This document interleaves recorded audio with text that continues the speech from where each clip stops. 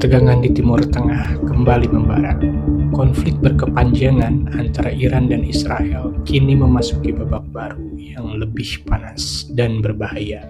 Namun, kali ini bukan hanya dua negara itu yang terlibat. Amerika Serikat, sang raksasa dunia, mulai terseret langsung ke dalam pusaran konflik bersenjata, dan dampaknya pun menggemparkan dunia.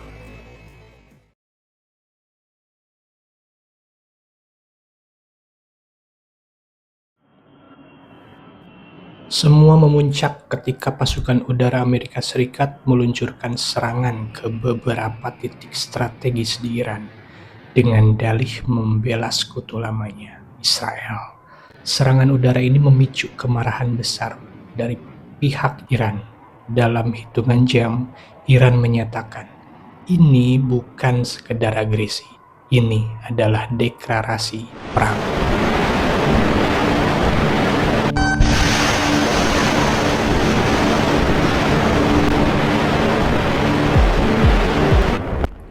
Tak tinggal diam, Iran membalas dengan kekuatan penuh. Ratusan rudal balistik ditembak ke arah wilayah Israel. Sistem pertahanan Iron Dome kewalahan. Sejumlah kota besar seperti Tel Aviv dan Haifa terdampak serius.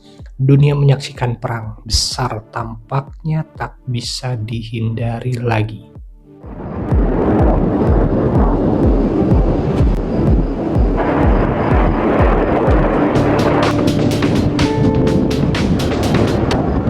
Negara-negara di seluruh dunia pun angkat bicara. PBB mengadakan pertemuan darurat, namun tekanan tak cukup untuk meredam ketegangan. Situasi makin runyam ketika muncul kabar bahwa pasukan tambahan Amerika Serikat dikerahkan ke wilayah Teluk.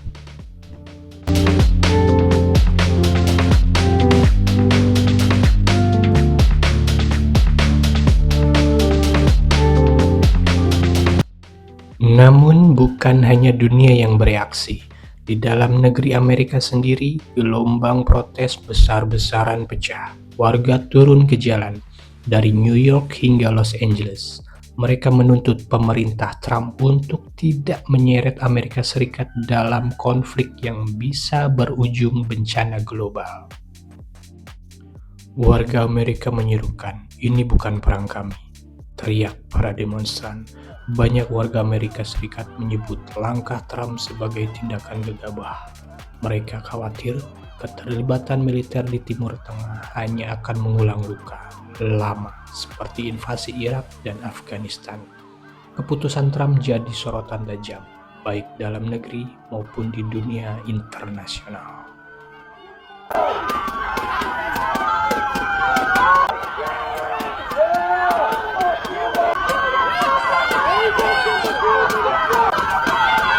Kini posisi Amerika Serikat semakin sulit. Banyak negara sekutu enggan mendukung langkah Washington. Beberapa bahkan mulai menjauh secara diplomatis. Kecaman internasional datang bertubi-tubi. Amerika dituding memperkeruh konflik dan mengguncang stabilitas global demi kepentingan politik sepihak.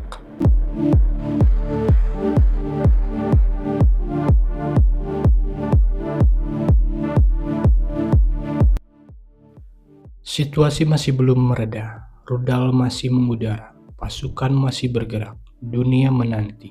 Apakah ini akan menjadi awal dari perang dunia baru, atau akankah para pemimpin dunia sadar bahwa satu percikan saja bisa membakar segalanya?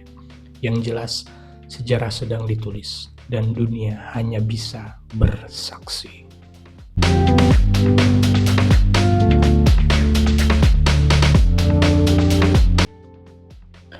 Melalui sumber berita terbuka internasional, inilah yang wajib kita simak.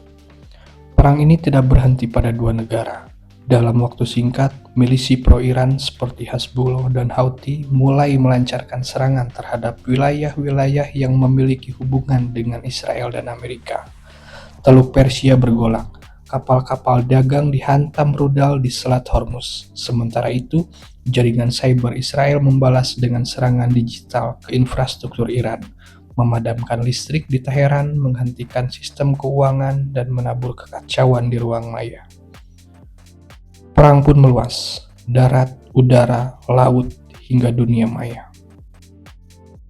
Amerika Serikat, sekutu utama Israel, mengirimkan 2 kapal induk ke Timur Tengah, disertai ribuan pasukan tambahan. Namun, publik AS terpecah, sebagian mendukung, sebagian menolak perang baru.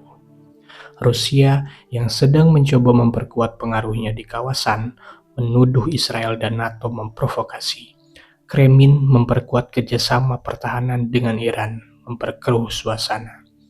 China sangat bergantung pada minyak dari kawasan Teluk.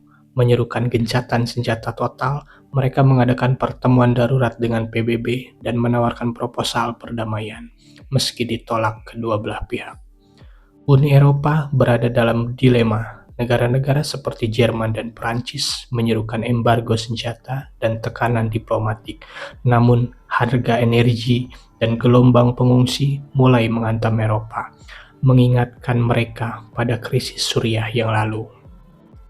Negara-negara non-blok seperti Indonesia, Brazil, dan Afrika Selatan menyerukan penghentian kekerasan, menekankan pentingnya penyelesaian damai dan penghormatan terhadap hukum internasional.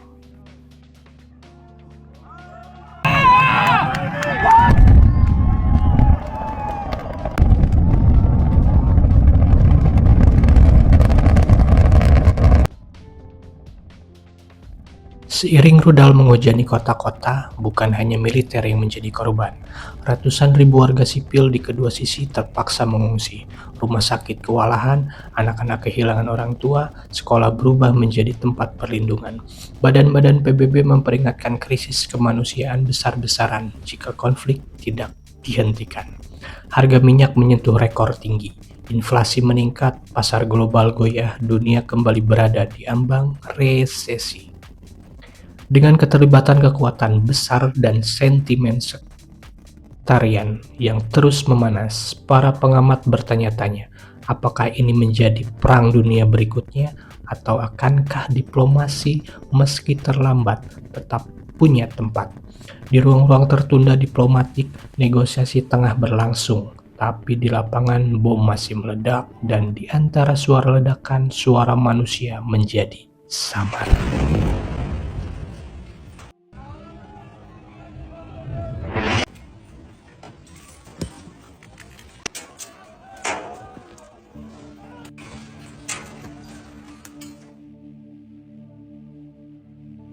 Dalam setiap konflik besar ada titik di mana umat manusia harus memutuskan, memilih jalan kehancuran atau mencari jalan perdamaian. Perang Israel-Iran kini bukan lagi milik satu kawasan. Ia telah menjadi bayang-bayang gelap bagi seluruh dunia. Dan saat dunia berdiri di ambang keputusan besar, satu pertanyaan menggema. Apakah kita belajar dari sejarah atau mengulanginya? Konten ini dibuat semata-mata untuk tujuan edukasi dan informasi. Seluruh informasi bersumber dari data terbuka. Kami tidak mendukung atau mempromosikan konflik serta menolak penyebaran propaganda dan informasi palsu. Kami mendorong penonton untuk tetap menyikapi konten ini dengan pemikiran kritis, menjaga netralitas, dan tetap menghargai semua pihak yang terlibat.